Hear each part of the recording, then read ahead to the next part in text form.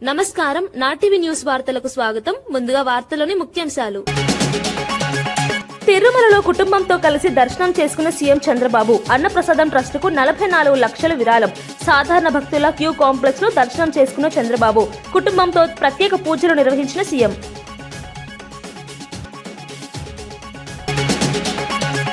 గ్యారంటీల చట్టబద్ధతపై కీలక వ్యాఖ్యలు చేసిన కేటీఆర్. చట్టబద్ధతతో డబ్బులు నేరుగా ఖాతాల్లో జమ అవుతాయని వ్యాఖ్య. దరఖాస్తులు అవసరం లేకుండా లబ్ధి అందుతున్న కేటీఆర్. అమలు చేయకపోతే కోర్టుకు వెళ్లొచ్చని కేటీఆర్ సూచన.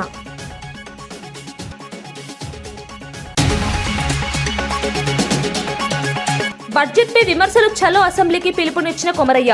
కేటాయింపులు ఆదాయానికి సరిపోవడం లేదని కొమరయ్య వ్యాఖ్యలు. విద్య, వైద్య, వ్యవసాయ రంగాలకు నిధులు తక్కువని విమర్శలు. ప్రజలు ప్రభుత్వాన్ని ప్రశ్నించాలని కొమరయ్య పిలుపు.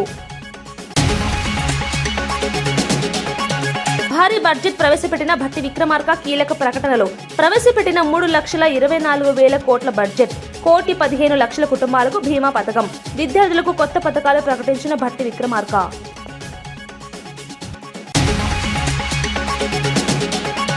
ప్రపంచ శాంతికి హైదరాబాద్ లో భారీ ర్యాలీకి కోదండరాం పిలుపు. చార్మినార్ నుంచి నాంపల్లి వరకు ర్యాలీ నిర్వహిస్తామని ప్రకటన. గల్ఫ్ దేశాల్లో ఉన్న తెలంగాణ వాసుల భద్రతపై ఆందోళన. ప్రజలు పెద్ద ఎత్తున పాల్గొనాలని కోదండరాం విజ్ఞప్తి.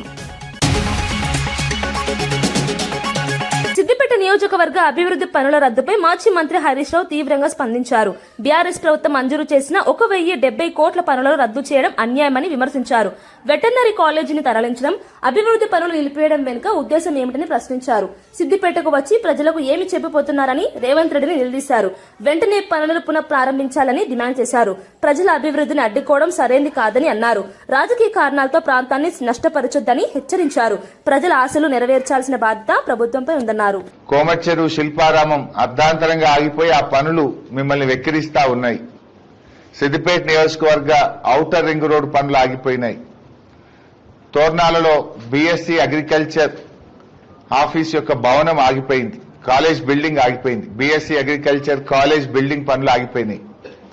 మిట్టపల్లిలో ఎస్సీ గురుకుల రెసిడెన్షియల్ కాలేజ్ పనులు ఆగిపోయినాయి. మా స్పోర్ట్స్ స్టేడియం పనులు ఆగిపోయినాయి. 2 టౌన్ పోలీస్ స్టేషన్ భవనం, 3 టౌన్ పోలీస్ స్టేషన్ భవనం, సిద్దిపేట ఇల్లంతకుంట 4 లైన్ రోడ్, సిద్దిపేట కిష్టాపూర్ రహదారి, అదేవిధంగా మల్టీపర్పస్ ఆడిటోరియం, ఇక్కడే బ్లాక్ ఆఫీస్ చౌరస్తాలో integrated veg non veg market. ఈ పనులన్నీ మీరు రద్దు చేసినారు.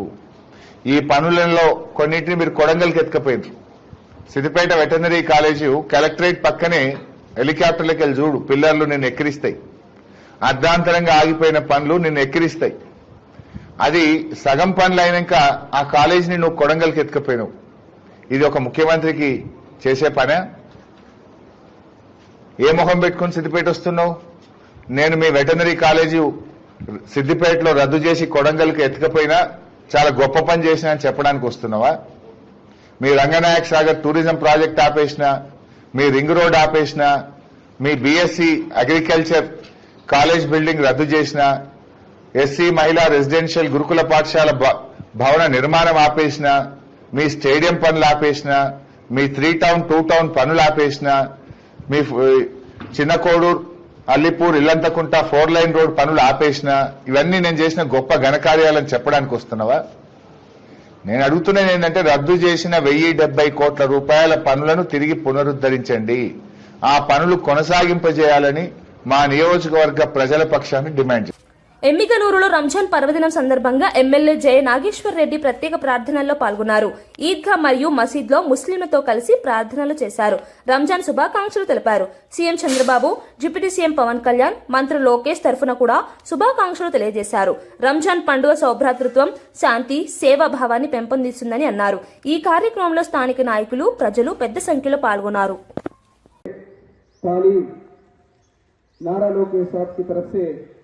मेरी तरफ से तमाम एम्मिगनूर तेलुगुदेशम पार्टी की तरफ से आप सबको ईद उल फितर की दिली मुबारकबाद।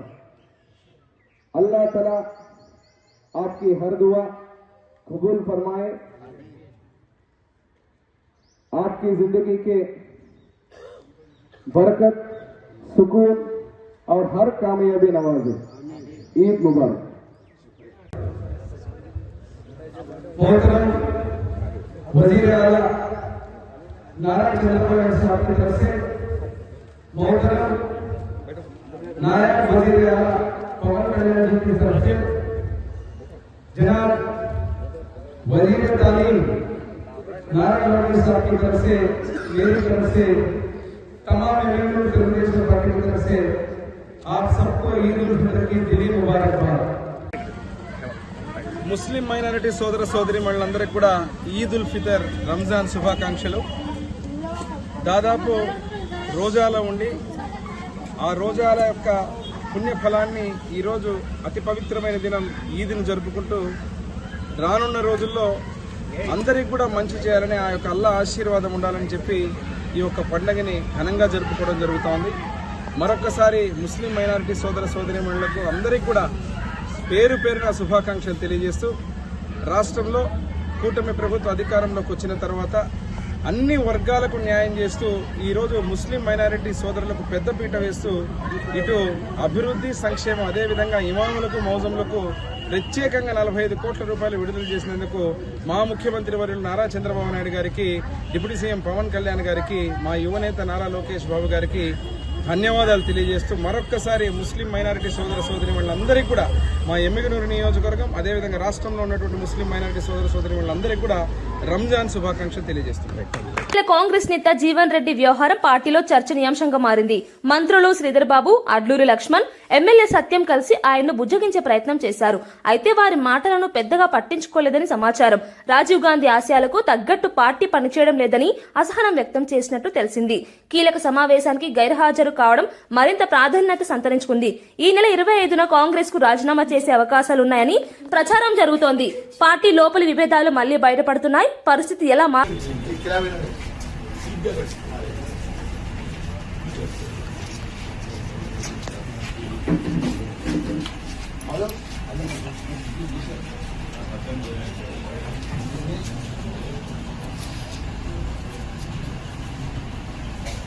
मधु टिफिन डिप्लीकेट पड़े और याद को पता ये ओकल लीडर के साल पता नहीं बोले पता नहीं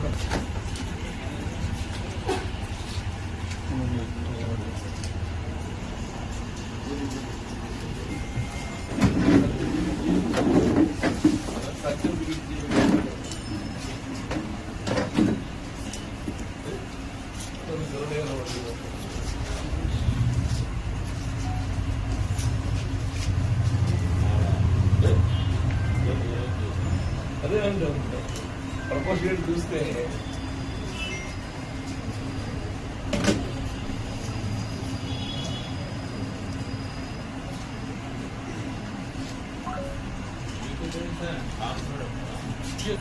మీకు ఎంత ఫాలోయింగ్ ఉంది, మాకు అంత ఫాలోయింగ్ ఉంటుంది సార్. మా లీడర్ల ఫాలోయింగ్ ఏముంటుంది అబ్బో సార్, లీడర్లు మేము ఉంటాం. మీ వెహికల్ అటు పోతుందంటే మాకు సేఫ్టీ.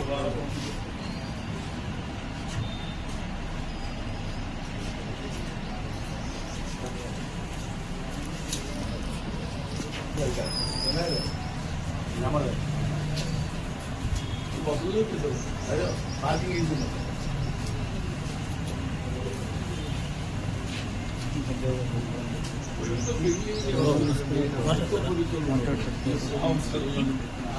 ముఖ్యమంత్రి చంద్రబాబు నాయుడు కుటుంబంతో కలిసి తిరుమలలో శ్రీవారిని దర్శించుకున్నారు. మనవడు దేవాంశ్ పుట్టినరోజు సందర్భంగా సాధారణ భక్తుల క్యూ కాంప్లెక్స్ ద్వారా వెళ్లి మొక్కులు తీర్చుకున్నారు. ఈ సందర్భంగా టీటీడీ అన్నప్రసాదం ట్రస్టుకు ఒక రోజు అన్నదాన ఖర్చు కోసం 44 లక్షలు విరాళంగా అందజేశారు. కుటుంబ సభ్యులతో కలిసి ప్రత్యేక పూజలు నిర్వహించారు. భక్తుల మధ్య సాధారణంగా దర్శనం చేయడం ఆకర్షణగా నిలిచింది. తిరుమలలో భారీగా భక్తులు పాల్గొన్నారు. విరాళం ఇవ్వడం పట్ల భక్తులు ప్రశంసలు వ్యక్తం చేస్తున్నారు. సేవా కార్యక్రమాలకు ఇది ఆదర్శమని అంటున్నారు.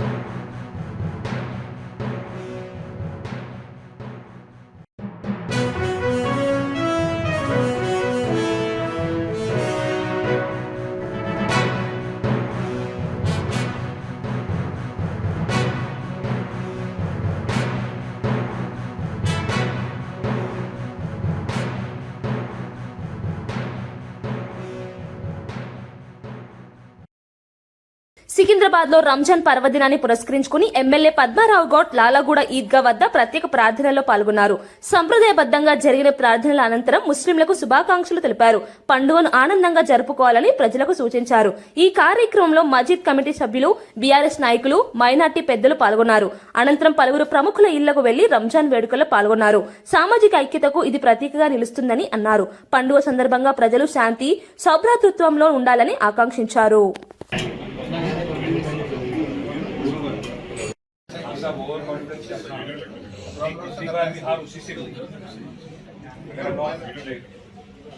ఖమ్మం జిల్లా వైరాలో రంజాన్ పర్వదినం సందర్భంగా ముస్లిం సోదరులు ప్రత్యేక ప్రార్థనలు నిర్వహించారు. రిజర్వాయర్ సమీపంలోని ఈద్గా వద్ద మజీద్ కమిటీ ఆధ్వర్యంలో కార్యక్రమం జరిగింది. రాజకీయ నాయకులు పాల్గొని శుభాకాంక్షలు తెలిపారు. రంజాన్ దీక్షలు చేపట్టి ప్రార్థనలు చేయడం శుభప్రదమని పేర్కొన్నారు. అల్లా ఆశీస్సులు అందరికీ కలగాలని కోరుకున్నారు. మజీద్ కమిటీ సభ్యులు, స్థానిక నాయకులు పెద్ద సంఖ్యలో పాల్గొన్నారు. ఆధ్యాత్మిక వాతావరణంలో ప్రార్థనలు జరిగాయి. వైరాలో పండుగ సందడి నెలకొంది. إن هذا لفي الصحف الأولى صحف إبراهيم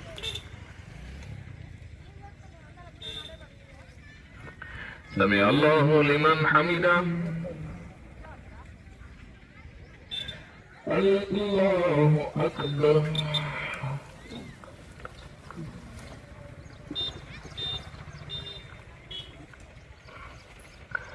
الله أكبر الله أكبر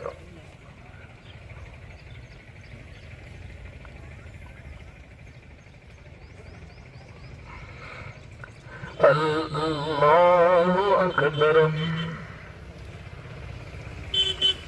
الحمد لله رب العالمين الرحمن الرحيم مالك يوم الدين إياك نعبد وإياك نستعين اهدنا الصراط وما تدري نفس ماذا تكسب غدا وما تدري نفس بأي أرض تموت إن الله عليم خبير الله أكبر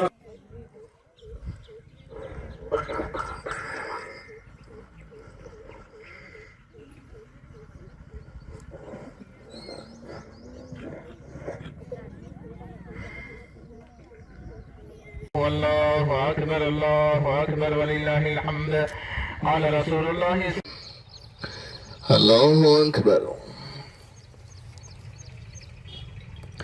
الله أكبر कई को सबर पकड़ना दुआ के बाद कितने जने हुई तो बात करो, घंटा हुई तो बात करो. خير وأبقى إن هذا لفي الصحف الأولى. वहाँ तक तो हम कोशिश करते रहे. आज इस मकाम पर बैठे हैं तो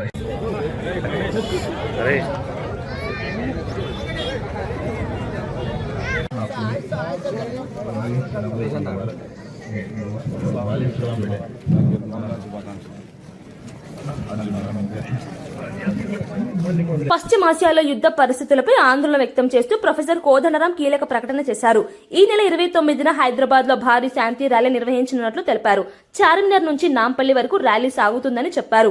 వామపక్ష, మైనార్టీ, విద్యార్థి సంఘాలు పాల్గొంటాయని తెలిపారు. గల్ఫ్ దేశాల్లో ఉన్న తెలంగాణ వాసుల భద్రతపై కేంద్రం దృష్టి పెట్టాలని డిమాండ్ చేశారు.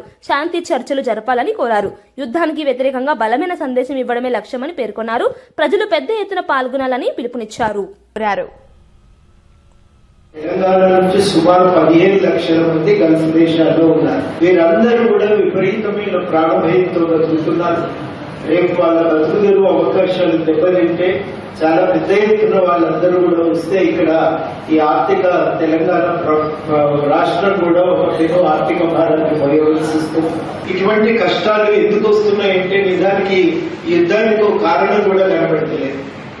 ఇరాన్ యుద్ధానికి సంసిద్ధంగా లేదు, చర్చలు చేయడానికి వాళ్ళు తయారుగా ఉన్నారు. ఇప్పుడు అన్ని దేశాలను కలుపుకొని ఒక శాంతిని, ప్రపంచ శాంతిని పెంపొందించడానికి పూనుకోవాల్సిన బాధ్యత భారత ప్రభుత్వం మీద ఉంది అని చెప్పి మేమందరం కూడా భావిస్తూ ఉన్నాం. ఇరాన్ ఎప్పుడు యుద్ధం కోసం కాలు తోలేదు, వెనుజులా కూడా ఎప్పుడు యుద్ధం కోసం కాలు తోలేదు, అది వెళ్ళిపోలేవాడు. వాళ్ళందరూ ఖాళీ చేసిందంటే అమెరికా విత్ హెల్ప్ ఆఫ్ ఇక్కడ ఆర్థిక స్వలాభం కోసం ఇరాక్ మీద దాడి చేసిన తాను సరిగ్గా వేసింది. అప్పుడు సత్తావసరం చెప్పారంటే అన్వాయిల తయారీ టాబ్లెట్ వివేకుందని చెప్పేసి పదే పదే రాష్ట్రంలో కాంగ్రెస్ పాలనపై బీజేపీ నేతలు తీవ్ర విమర్శలు గుప్పించారు. ప్రజలను మోసం చేస్తూ అవినీతి పాలన సాగుతోందని ఆరోపించారు. హిందువులకు వ్యతిరేక విధానాలు అమలు చేస్తున్నారని విమర్శించారు. అన్ని వ్యవస్థలు కుప్పకూలిపోయాయని పేర్కొన్నారు. రాష్ట్రాన్ని ఆర్థికంగా బలహీనపరిచారని ఆరోపించారు. ఈ నేపథ్యంలో ఈ నెల 23న నిర్వహించే చలో అసెంబ్లీ కార్యక్రమంలో పెద్ద ఎత్తున ప్రజలు పాల్గొనాలని పిలుపునిచ్చారు. కాకుండా అదే స్థలంలో లబ్ధిదారులకు ఇస్తామనే ప్రకటన చేయవలసిన పరిస్థితి వచ్చాక, ఇంత వ్యతిరేకత వచ్చాక వాళ్ళ పరువు కాపాడుకునే భాగంలో భాగంగా కంటి తుడుపుగా కొంతమందికి చేసి చేతులు దులుపుకోవాలనే ఒక ప్రయత్నం జరుగుతూ ఉన్నది. కాంగ్రెస్ ప్రభుత్వం ప్రవేశపెట్టిన బడ్జెట్ పై ఎమ్మెల్సీ మల్కా కొమరయ్య విమర్శలు చేశారు. బడ్జెట్ లో కేటాయింపులు ఆదాయానికి పొంతనలేదని అన్నారు. విద్య, వైద్య, వ్యవసాయ రంగాలకు తగిన నిధులు కేటాయించలేదని విమర్శించారు. కేంద్రం నుంచి వచ్చే నిధులను కూడా తమవిగా చెప్పుకుంటున్నారని ఆరోపించారు. పరమైనటువంటి అన్ని వ్యవస్థలు కుప్పగూలిపోయి మాట్లాడితే డబ్బులు లేవు అనే పరిస్థితికి ఈరోజు గతంలో ఉన్నటువంటి కేసీఆర్ గారు, ఇప్పుడున్నటువంటి ముఖ్యమంత్రి గారు తెలంగాణని ఈ పరిస్థితికి తీసుకురావడం జరిగింది. మరి దీనికి వ్యతిరేకంగా సరైన బడ్జెట్ ని తీసుకొస్తారా అంటే తీసుకొచ్చేటువంటి పరిస్థితి లేకుండే. మరి దీనికి వ్యతిరేకంగా భారతీయ జనతా పార్టీ రాష్ట్ర అధ్యక్షుడు గౌరవనీయులు ఎన్ రామచంద్రరావు గారు తెలంగాణలో ఉన్నటువంటి ప్రజలందరికీ కూడా పిలుపునివ్వడం జరిగింది. మనం కేవలము టీవీలు చూస్తూ ఇది చేస్తే బాగుంటది, అది చేస్తే బాగుంటది అంటే సరిపోదు. మనం ఈ కాంగ్రెస్ ప్రభుత్వాన్ని నిలదీయాల్సినటువంటి అవసరం ఉన్నది. ఈ కాంగ్రెస్ ముఖ్యమంత్రిని, నాయకులను నిలదీసి మీరు ప్రజా సమస్యలను పట్టించుకుంటారా, లేదంటే మిమ్మల్ని హైదరాబాద్ లోనే కాదు, జిల్లాలోనే కాదు, మండలాల్లో కాదు, ఏ ఊర్లో తిరగనీయకుండా చేస్తాము అనే ఒక పరిస్థితికి తెలంగాణ ప్రజలు తీసుకెళ్లాలి అని చెప్పి మా రాష్ట్ర అధ్యక్షులు గౌరవనీయులు రామచంద్రరావు గారు అసెంబ్లీ ముట్టడి కార్యక్రమానికి పిలుపునివ్వడం జరిగింది. మరి అసెంబ్లీ ముట్టడిలో తెలంగాణలో ఉన్నటువంటి నిరుద్యోగులు ఉద్యోగాలు వస్తాయని ఆశపడుతూ నిరాశ చెందినటువంటి నిరుద్యోగులు కావచ్చు, మేము చదువుకుంటాము, మాకు చదువుకునే అవకాశం ఇవ్వండి అని చెప్పి కాలేజీలలో భర్తీ అయినటువంటి విద్యార్థులు, ఎవరికైతే ఫీజు రీయింబర్స్మెంట్ రావట్లేదు, ఫీజు రీయింబర్స్మెంట్ రానందువల్ల కాలేజీలకి పోలేనటువంటి పరిస్థితుల్లో ఉన్నటువంటి విద్యార్థులు, ఎప్పటికైనా మాకు పక్కా ఇల్లు ఉంటుంది, ఎప్పటికైనా మా నెత్తిపైన ఓ మంచి స్లాబ్తో ఇల్లు కట్టుకుంటాము అని ఆశపడినటువంటి నిరుపేదలు, ఎవరికైతే ఇల్లులు రావడం లేదు వాళ్ళు కావచ్చు, మాకు వయసు మీద పడ్డది, మా అంతలో మేము పని చేసుకోలేకపోతున్నాము, మాకు ప్రభుత్వం నుంచి పెన్షన్ ఇస్తా అని చెప్పి వాగ్దానం ఇచ్చి మోసం చేస్తారని చెప్పి భావిస్తున్నటువంటి వృద్ధులు కావచ్చు, మా రైతు భరోసా రాకుండా 6 గ్యారంటీలకు చట్టబద్ధత కల్పించడంపై కేటీఆర్ కీలక వ్యాఖ్యలు చేశారు. చట్టబద్ధత వస్తే ప్రజలకు రావాల్సిన డబ్బులు నేరుగా బ్యాంక్ ఖాతాలో జమ అవుతాయని చెప్పారు. దరఖాస్తులు పెట్టాల్సిన అవసరం ఉండదన్నారు. డబ్బులు రాకపోతే కోర్టులో కేసు వేయవచ్చని తెలిపారు. ప్రభుత్వం హామీలను అమలు చేయాల్సిన బాధ్యత పెరుగుతుందని అన్నారు. ప్రజలకు పారదర్శకంగా లాభాలు చేరే విధానం అవుతుందని పేర్కొన్నారు. ఇది ప్రజలకు మరింత నమ్మకం కలిగిస్తుందని కేటీఆర్ తెలిపారు. స్పెండింగ్ లేదు, స్పెండింగ్ చేసినది ఎండ్ యూజ్ కు ముట్టట్లేదు.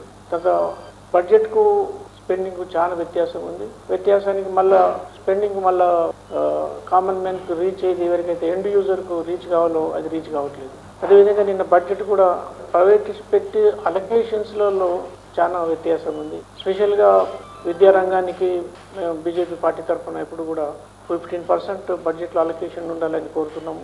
చాలా రోజుల నుంచి ప్రెస్ మీటింగ్లో కానీ తర్వాత రిప్రజెంటేషన్స్ కూడా ఇచ్చాము. ఫైనల్గా ఇప్పుడు 8% అలొకేట్ అయింది. వేరే స్టేట్ ఎక్కడైతే బీజేపీ రూల్ స్టేట్స్ అన్నింటిలో కూడా 14% to 18% ఉంది. కాబట్టి అదేవిధంగా విద్యా రంగము, మన హెల్త్, సొసైటీకి మెయిన్ 2 ఇంపార్టెంట్: విద్య, ఆరోగ్యము, వ్యవసాయం. వ్యవసాయ రంగాన్ని కూడా రైతులకు ఇచ్చిన హామీలు కానీ లేకుంటే వాళ్ళ పిఎం ఫసల్ బీమా కానీ ఏ స్కీమ్స్ కూడా ఇంప్లిమెంట్ అయ్యి, అయితే గవర్నమెంట్ ఆఫ్ ఇండియాకి వెళ్ళి వాళ్ళు గొప్పగా చెప్పింది ఏముందంటే పాత గవర్నమెంట్ ఒక 6,000 crores వరకు వాళ్ళు డబ్బులు తీసుకురాలేదు, కాబట్టి అది మేము పర్సూ చేసి ఆ 6,000 crores తెచ్చుకున్నామని చెప్పారు. అంటే స్టేట్ గవర్నమెంట్ మొత్తం సెంట్రల్ గవర్నమెంట్ మీద డిపెండ్ అవుతుంది. సెంట్రల్ గవర్నమెంట్ స్కీమ్స్ కింద వచ్చే డబ్బులు వస్తున్నాయి, కానీ సెంట్రల్ గవర్నమెంట్కి వచ్చిన స్కీమ్స్ను సెంట్రల్ గవర్నమెంట్ డబ్బులు అని చెప్పట్లేదు. ఆ స్కీమ్స్ అన్ని వాళ్ళే చేసుకున్నట్టుగా చెప్తున్నారు. కాబట్టి ఈ బడ్జెట్ చాలా, అంటే బడ్జెట్ ప్రొజెక్షన్స్కు, రెవెన్యూ రిసీవ్స్కు, యాక్చువల్ స్పెండింగ్ చాలా డిఫరెన్స్ ఉంది. క్లారిటీ లేదు, ఫోకస్ లేదు, విజన్ లేదు. వాళ్ళు ఇప్పుడు తెలంగాణ రైజింగ్ 47 అంటున్నారు. అంటే అది part of Viksit Bharat government of India scheme.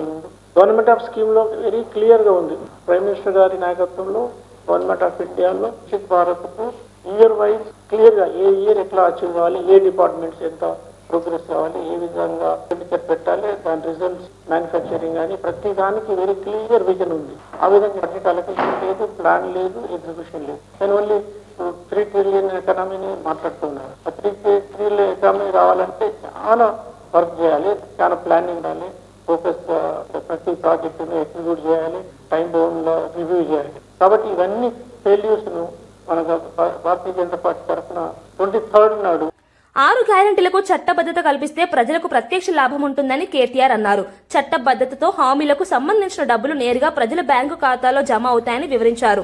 దరఖాస్తులు పెట్టాల్సిన అవసరం ఉండదని చెప్పారు. ప్రభుత్వం అమలు చేయకపోతే కోర్టులో కేసు వేయొచ్చని సూచించారు. ప్రజలకు న్యాయం జరిగేలా చట్టం సహాయపడుతుందని అన్నారు. హామీల అమలులో పారదర్శకత పెరుగుతుందని పేర్కొన్నారు. ఇది ప్రజల విశ్వాసాన్ని పెంచే నిర్ణయమని కేటీఆర్ వ్యాఖ్యానించారు. ఖాతాను డైరెక్ట్ గా బ్యాంకులకి వెళ్ళి కట్ చేయాలి అని ముఖ్యమంత్రి గారు మాట్లాడారు. చట్టం అయితే ఏమవుతుందంటే మీకు కూడా సవలతు వస్తుంది. మీకు కూడా 2500 ఎదురు చూసి అక్కడ ఉండదు. చట్టం అయితే నా ప్రైవేట్ మెంబర్ బిల్లు పాస్ అయితే, కాంగ్రెస్ బీజేపీ సహకరిస్తే బిల్లు పాస్ అయితే ఏం జరుగుతుందంటే మా రాష్ట్రంలోని ఆడబిడ్డలందరికీ సచ్చినట్టు గవర్నమెంట్ 2500 ఇవ్వాల్సిందే. లేకపోతే డైరెక్ట్గా ఖాతాలకు వెళ్ళి కట్ చేసుకునే ఆటో డెబిట్ సౌకర్యం తప్పకుండా మీకు వస్తుంది. మీ ఖాతాల్లో వచ్చి పడుతుంది, లేదంటే బాకీగా మిగిలిపోతుంది. మీకు తప్పకుండా ప్రభుత్వానికి ఇయ్యక తప్పని పరిస్థితి వస్తుంది. రాష్ట్రంలోని పెద్ద మనుషులందరికీ 4000 పెన్షన్కి సంబంధించి చట్టబద్ధత వస్తే మీకు హక్కు వస్తుంది. ఆ హక్కుతో మీరు కోర్టుకు పోయి ఇగో చట్టం ఉంది వీళ్ళు ఇస్తలేరు అంటే కోర్టు మొట్టికాయలేసి గవర్నమెంట్తో మిత్తితో సహా మీకు కట్టించిస్తుంది. అవు గది లాభం అయ్యేది. రైతులకు హక్కు వస్తుంది. 6 గ్యారెంటీల చట్టం అయితే హక్కు వస్తుంది.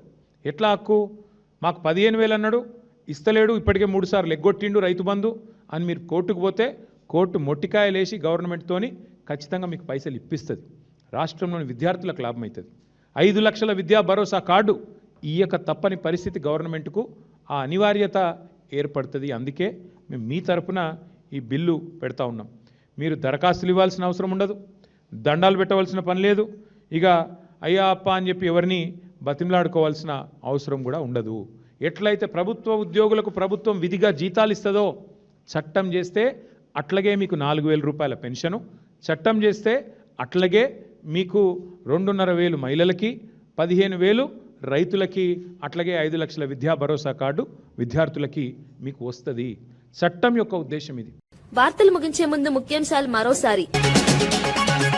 తిరుమలలో కుటుంబంతో కలిసి దర్శనం చేసుకున్న సీఎం చంద్రబాబు. అన్నప్రసాదం ట్రస్ట్ కు 44 లక్షల విరాళం. సాధారణ భక్తుల క్యూ కాంప్లెక్స్ లో దర్శనం చేసుకున్న చంద్రబాబు. కుటుంబంతో ప్రత్యేక పూజలు నిర్వహించిన సీఎం.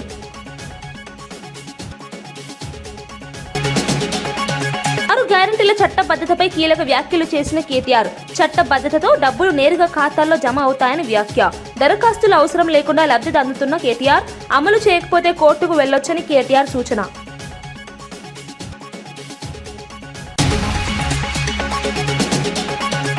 బడ్జెట్పై విమర్శలు చలో అసెంబ్లీకి పిలుపునిచ్చిన కొమరయ్య. కేటాయింపులు ఆదాయానికి సరిపోవడం లేదని కొమరయ్య వ్యాఖ్యలు. విద్య, వైద్య, వ్యవసాయ రంగాలకు నిధులు తక్కువని విమర్శలు. ప్రజలు ప్రభుత్వాన్ని ప్రశ్నించాలని కొమరయ్య పిలుపు. భారీ బడ్జెట్ ప్రవేశపెట్టిన భట్టి విక్రమార్క కీలక ప్రకటనలు. ప్రవేశపెట్టిన 3,24,000 కోట్ల బడ్జెట్. 1,15,00,000 కుటుంబాలకు బీమా పథకం. విద్యార్థులకు కొత్త పథకాలు ప్రకటించిన భట్టి విక్రమార్క.